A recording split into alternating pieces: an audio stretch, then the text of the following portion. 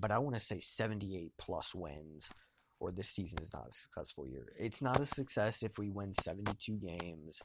None of that. 78 plus for me, preferably 81 plus or 90 plus. But right now it's like every game you can just feel it slipping a little bit further away.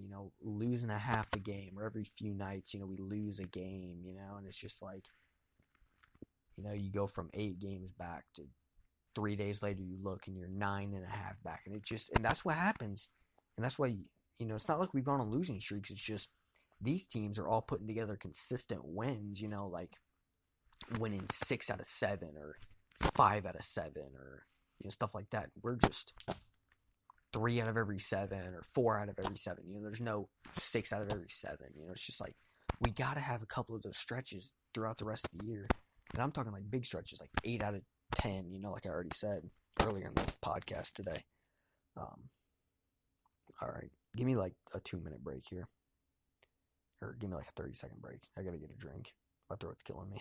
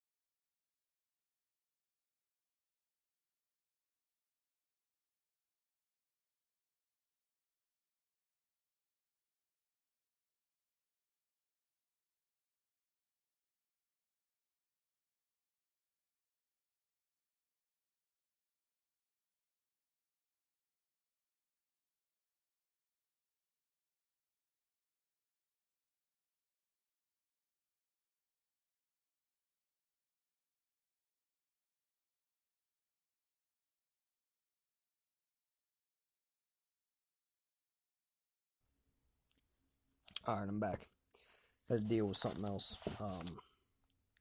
Yeah, I mean, I'm probably going to have to cut the podcast a little short today, maybe about 15 minutes. So I'll probably only go about 10 more minutes, just because I'm kind of running out of material here because I was super busy throughout the week. And something just came up, kind of important, that I have to go do, or else I'm going to get in big trouble here. The next thing we're going to talk about, one of the final things, is, are the Reds a legit playoff team? Of course, I mean, it's still fairly early. The keys for that is the offense has to heat up. The pitching has to stay consistent.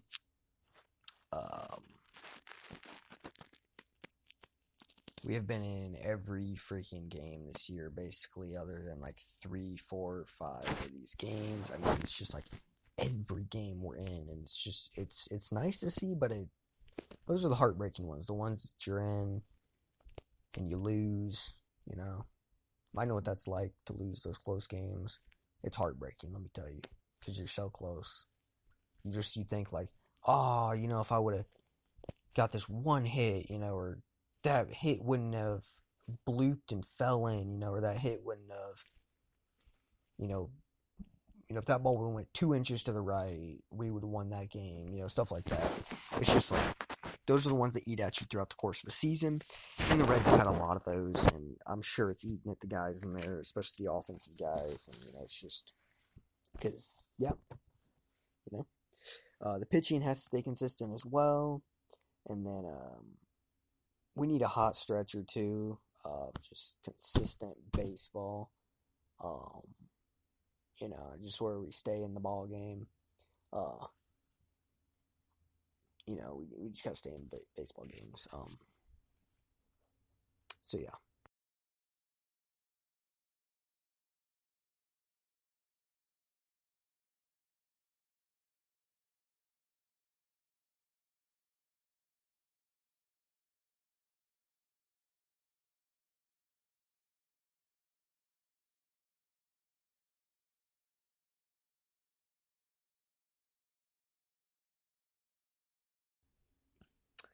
Um, but yeah, I mean, we have to win those important games or like those momentum boosters. Like there's those games like the series is 1-1, and we go play a Sunday game, an afternoon game, an early game, 1 o'clock.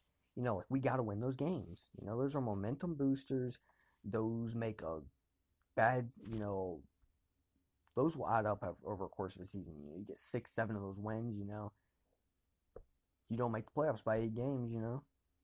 Or 5 games. Those you'll look back on those games and be like, we had chances to build momentum. We had chances to win series, and we just didn't take advantage of them.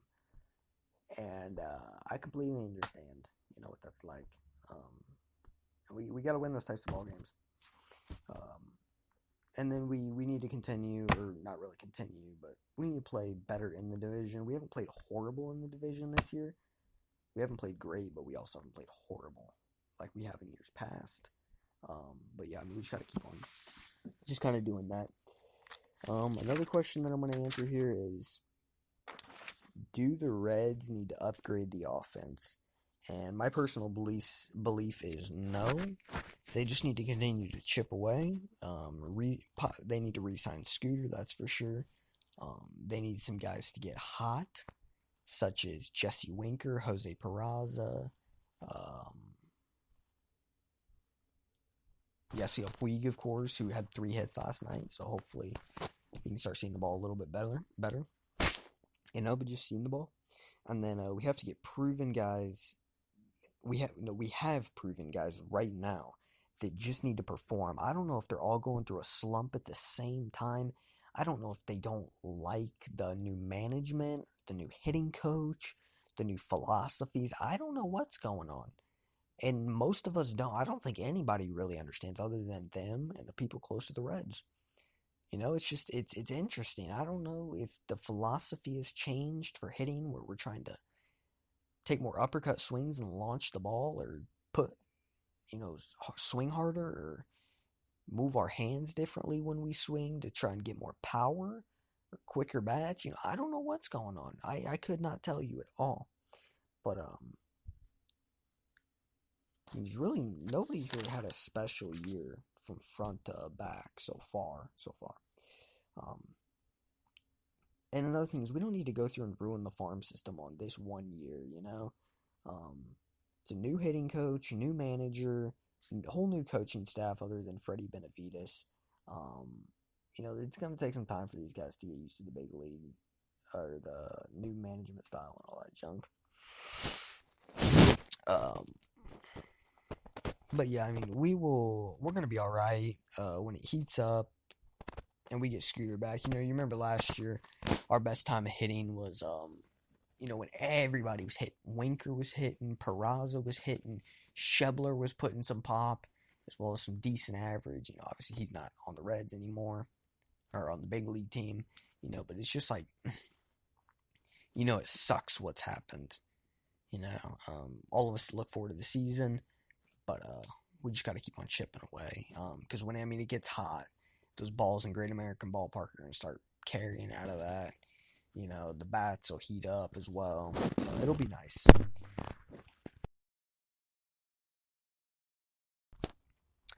All right, I got about 5 more minutes here before I got to book it. I got to go do something. But I'm going to talk about 3 more things. This week, the Reds signed their draft picks, a majority of them. They've signed all 11 of their top picks, so their first 11 rounds, they've signed every single one of those guys. And then they've also signed 3 undrafted players. And then they've also signed 26 out of their 40 total picks, but 29 total if we add in the draft picks, or the undrafted guys that we signed. So yeah, the farm system is doing well. I believe we're 6th right now, post-draft. We're 6th, and we have one of the best farm systems in baseball, A lot of people have said throughout the years that it's very top-heavy, which basically means, like, the first 5 to 8 prospects, or the first, 10 prospects in the farm system are just, all extremely good draft picks and stuff. And then everybody else Then everybody else is kind of like solid. But I mean, we just have like a lot of like top end talent, a lot of really potential superstar type guys, but then like not as thick throughout the entire system, just like the top part of the system. Um, but yeah, I mean, of course, we always do good with drafting. We do struggle to develop some pitching, um, but yeah. And then I'm going to talk about two more things here. My favorite and current former Reds, a lot of people have been asking me about that. Um, my current favorite Reds right now are Nick Senzel. I like his energy. He's a fun guy to watch.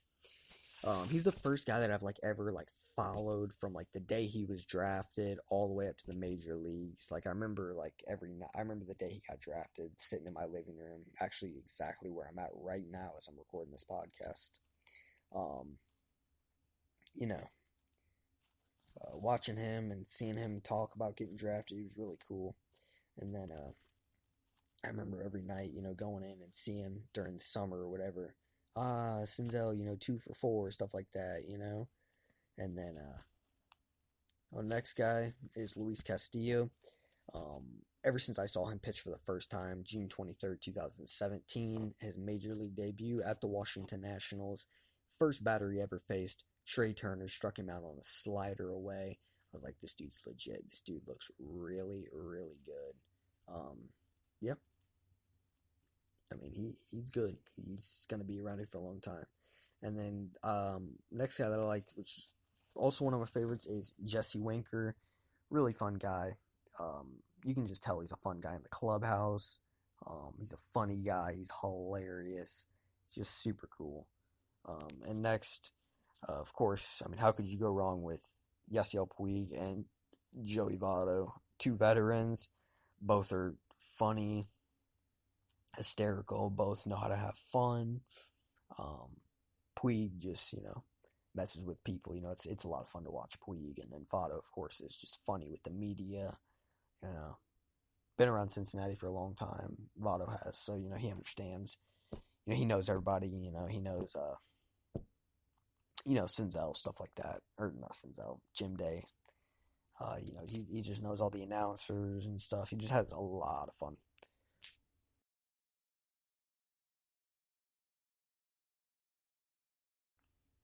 And then the final topic we're going to talk about here today is Tyler Mahle's comments about last night's game. He was taken out after 4 1/3 innings pitched. He had made the comments after the game. He said this. I haven't really gotten the chance to battle through a game, battle through 6 innings or whatever. Like tonight, especially after last game when I got pulled at 77 pitches. This game, I know I had 90-something, but in my opinion, I deserve to at least get out of the 5th or get through 5 or see where the next batter ends up. I get a pop out and I'm 1 ground ball away and I get taken out of the game. So it's pretty ridiculous at this point, but I just got to keep on going. That's the thing. That's the new age of baseball. I understand that, but I definitely get where Tyler Mahle's coming from. Last game, he had 77 pitches, and they took him out of the game. Like, we get that the offense isn't scoring a lot of runs, but at some point, you got to say to these guys, hey, let's let you pitch 6 innings here, Let's get you 90 to 100 plus pitches, Mahle's pitch count was up there last night. I completely get that. But I definitely think that he could have gone 5. He had 4 1/3. Guys on first and second. I think he could have gone through and gone 5 innings, giving up 2 hits or 2 runs, and I mean, it would have been, we always talk about these guys maturing as big league pitchers. Well, they never get the shot anymore. Like, that's a good learning curve right there for Mahle. He's got the potential